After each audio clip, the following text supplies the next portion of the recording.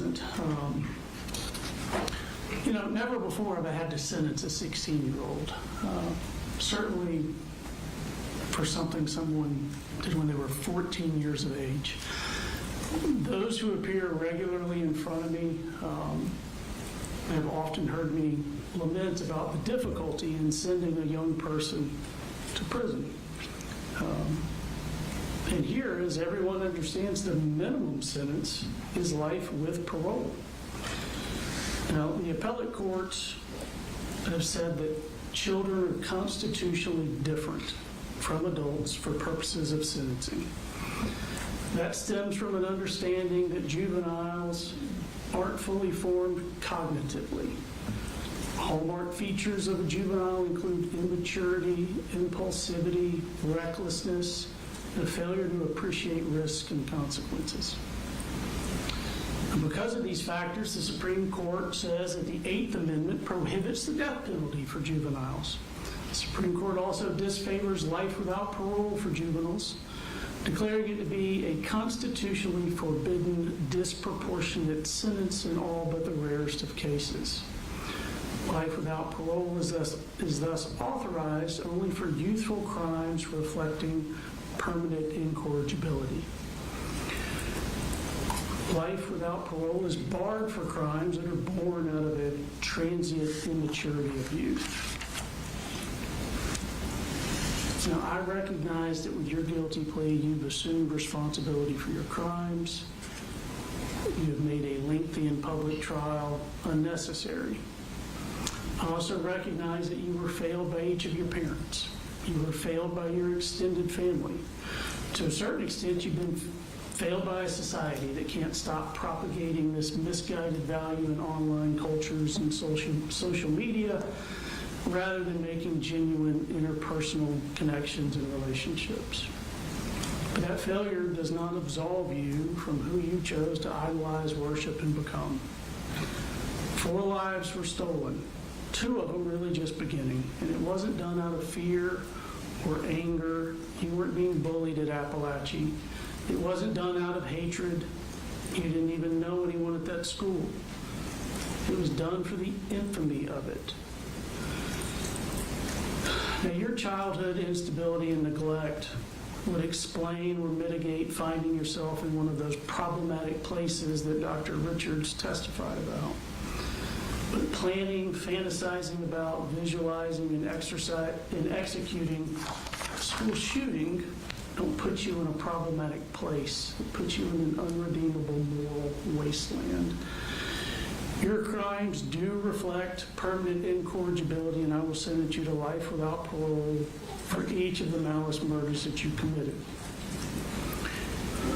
You understood the horror of what you were going to do. You studied the trials of those other shooters. You even critiqued the victim statements given in those cases, and yet you did this anyway. You wrote, "I want to make history. I want people to remember the pain I caused." And there you succeeded. The pain that you visited upon this community is unlikely to disappear in my lifetime. You do not seem to be tormented by what you did. You seem to relish following in the footsteps of the murderers you idolize. You aren't racked with guilt. You're proud of yourself. Less than a month after the tragedy, you weren't concerned with the horror you wrought, but rather with finding out which mass murderers they were comparing you to. A youth may fail to consider the harm his rash actions inflict before acting, but you did consider it. You studied that pain when you researched the trials of your profane idols. You contemplated that pain over and over. This wasn't transient immaturity. It was deliberate, contemplated evil.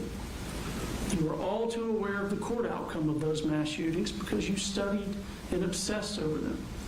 You know that the Aurora Theater shooter received life without parole. Nicholas Cruz received life without parole.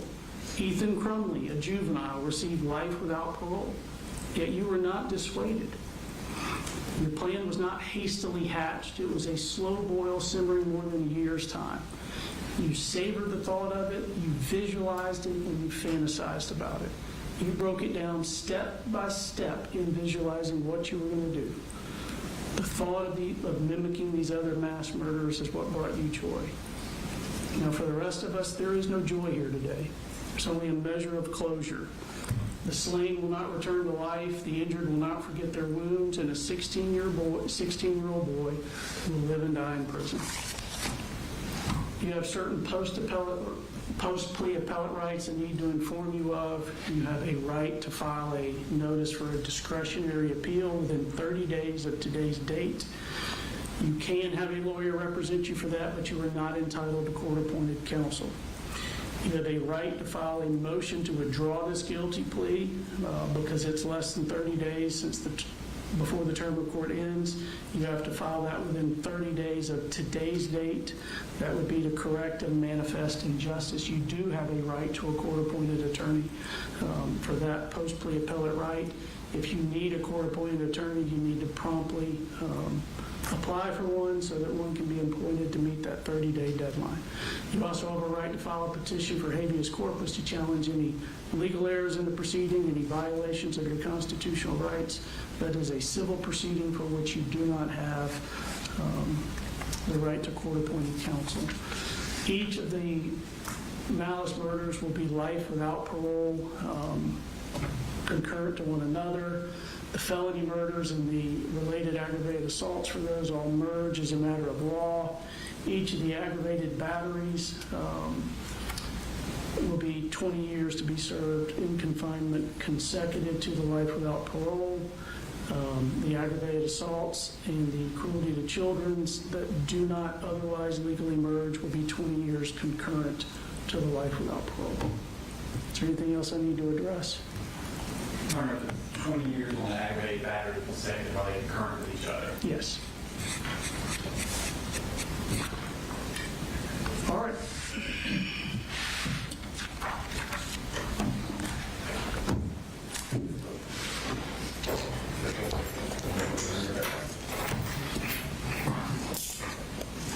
We're adjourned.